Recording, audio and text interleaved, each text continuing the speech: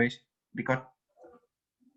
Selamat siang Pak Adit Nirwana, kami dari kelompok Pancasila. Ada saya Immanuel Felix, ada John Nicholas, dan Adit, juga Meta sama Novi. Pertama kita akan membahas tentang Pancasila dalam konsepsi sejarah bangsa Indonesia. Pancasila sebagai dasar negara memiliki visi, misi, dan dasar NKRI yang tertulis dalam pembukaan UUD 1945 pada alinea keempat. Yang pertama, visi bangsa Indonesia. Visinya adalah menjadikan bangsa Indonesia sebagai bangsa yang merdeka, bersatu, berdaulat, adil, dan makmur.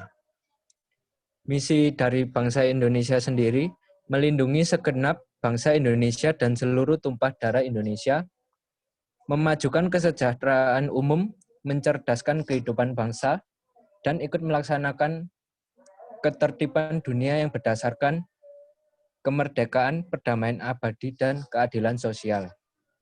Lalu dasar Pancasila ini juga menjadi dasar negara Indonesia yang sudah tercantum dalam alinea terakhir pembukaan UUD 1945. Selanjutnya materi akan disampaikan teman saya. Kemudian yang kedua, sejarah kelahiran Pancasila. Jadi BPUPKI atau Badan Penyelidik Usaha Persiapan Kemerdekaan Indonesia dibentuk pada tanggal 29 April 1945 yang dibentuk oleh Jepang.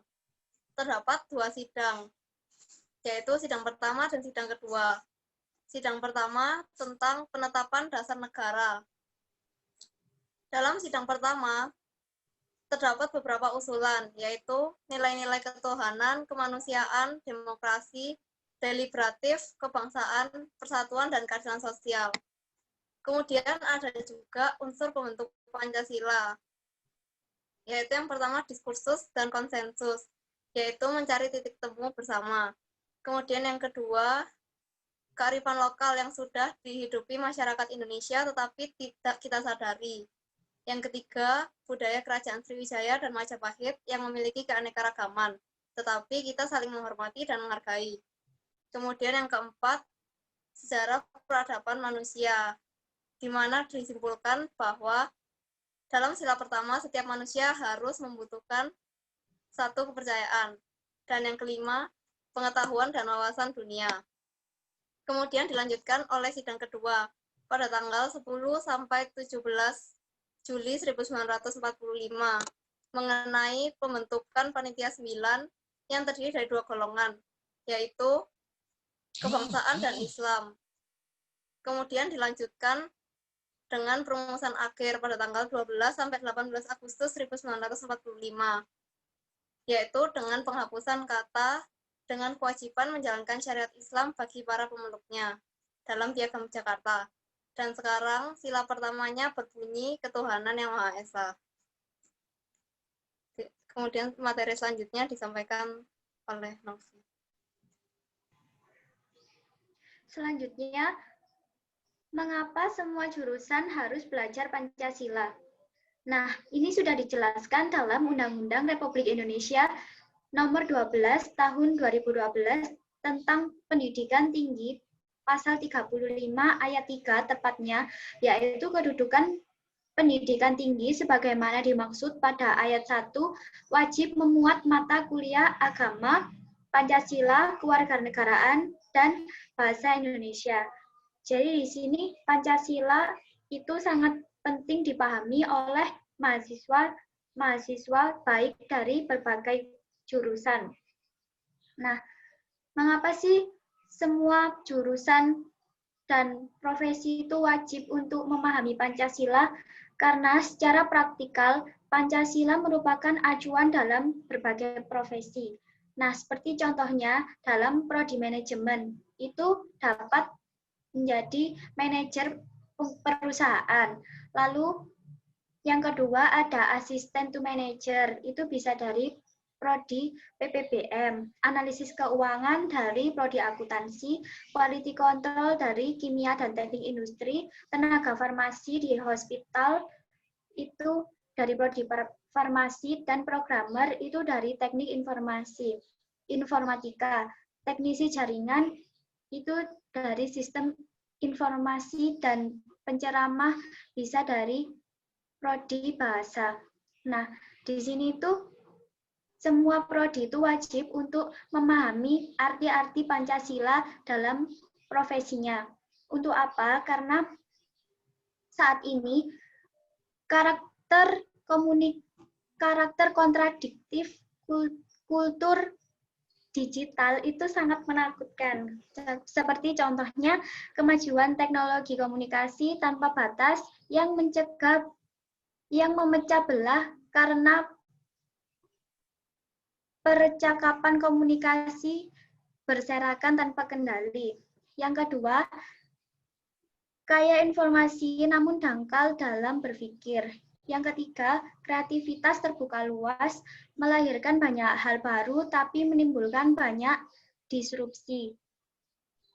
Nah, di sini nih banyak sekali hal-hal negatif yang akan dilalui oleh mahasiswa-mahasiswa di masa yang akan datang. Jadi untuk mencegah hal tersebut, kita harus memahami nilai-nilai Pancasila sehingga kita dapat hidup berbangsa dan bernegara dengan baik.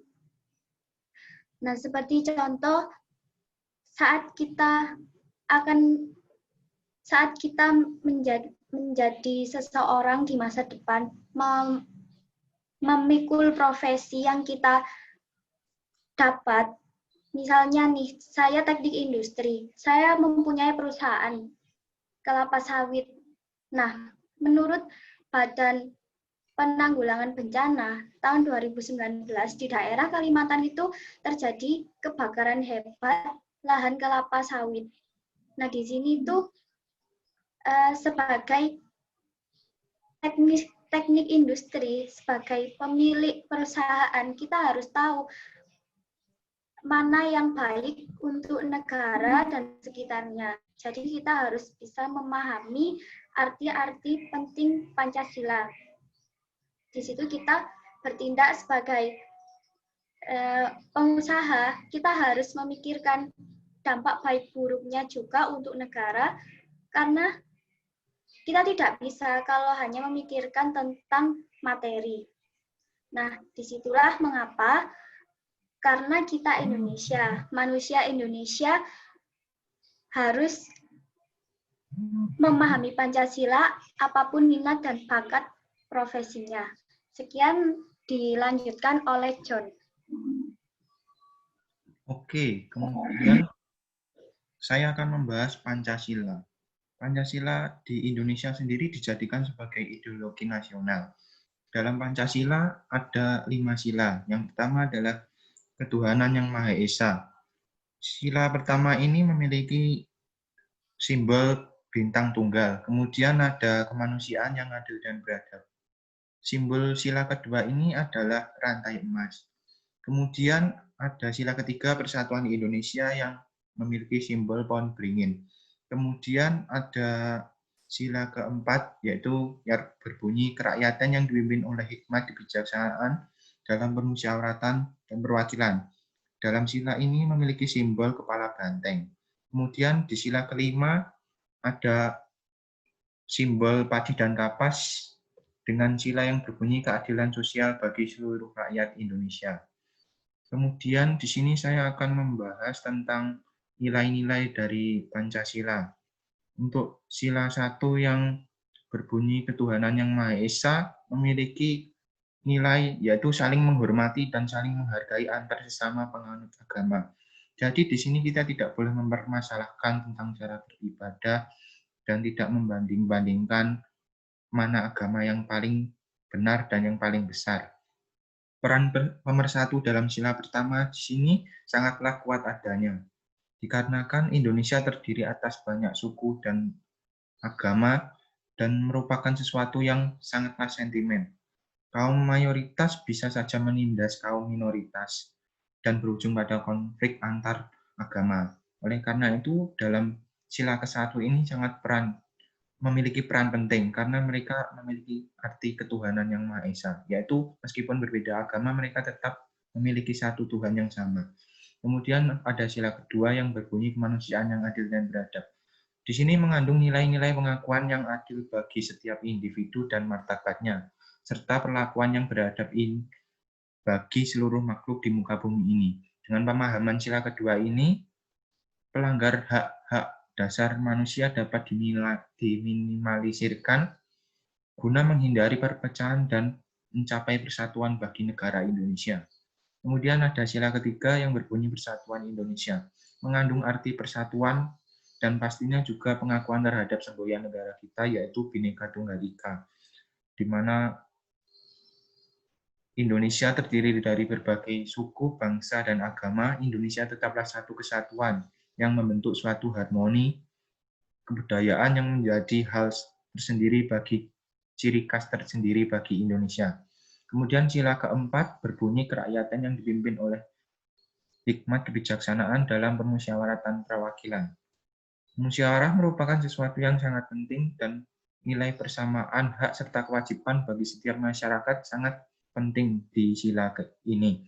Dengan pemahaman sila keempat, penanggulangan konflik dapat dilakukan dengan cara musyawarah untuk mencapai mufakat, sehingga tidak ada perpecahan dan permasalahan yang berkepanjangan guna mewujudkan Indonesia yang bersatu. Kemudian ada sila kelima yang berbunyi keadilan sosial bagi seluruh rakyat Indonesia. Di sila kelima ini mengandung nilai perwujudan keadilan sosial dalam kehidupan sosial bermasyarakat guna terbentuknya nilai Pancasila dalam setiap individu masyarakat yang berguna mencapai Indonesia yang bersatu. Menurut saya, pemahaman Pancasila ini sangat penting karena dengan memahami ini kita dapat membantu Indonesia lebih baik lagi dan mencegah terjadinya perpecahan.